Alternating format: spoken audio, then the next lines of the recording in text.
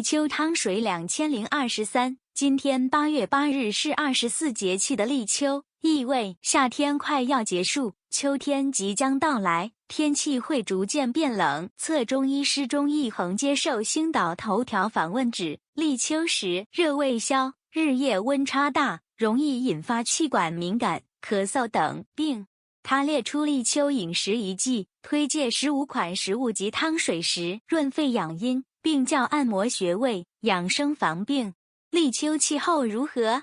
注册中医师钟义恒接受星岛头条访问指，立秋是盛夏的尾声，气候有2大特征。中医师指，立秋非常特别，尽管称呼上有秋字，但日间不会如秋天般凉快，依然非常炎热，3伏天也尚未结束，因此当立秋的干燥气候结合3伏天的炎热，令秋燥特征加剧，令气候又干又热。注册中医师钟义恒指，所谓秋燥伤肺，立秋气候影响人体肺部，因为入秋后天气干冷，令体内水更容易流失，引致黏膜更加干燥，因此秋天容易发以下与肺、气管、皮肤相关的不适症状。钟义恒师指，立秋气候容易出现以下的症状：情绪他解。中医认为肺的状态亦很影响人的情志，所谓肺至谓悲，所以在秋天亦容易感到心浮气躁、忧伤外，由于立秋温差大，也容易感冒或中暑。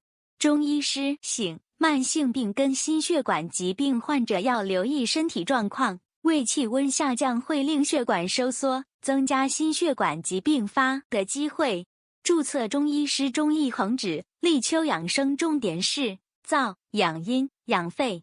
立秋天气特别干燥、炎热，水分容易湿，因此润燥属于一大重点。他建议可以从内道的方法润燥，因为当体外的水分散失，会导致皮、眼部和嘴唇干燥。润燥的方法如下。至于养阴，中师有以下2方面建议： 1. 调整作息时间； 2. 进行适当运。中医师指，除了食疗外，亦可以用以下方法养肺。侧中医师钟义恒推荐11款适合在立秋时进食的菜，有助缓解各种不适症状，其性味与功效如下：1. 瓜2，蜂蜜3，苹果4，茄子5，百合6，无花果7，枇杷8，柚子9，淮山10，雪耳11。桂圆在养生食疗方面，注册中医师钟义恒指出，这4款养生汤水有滋阴润肺的功效。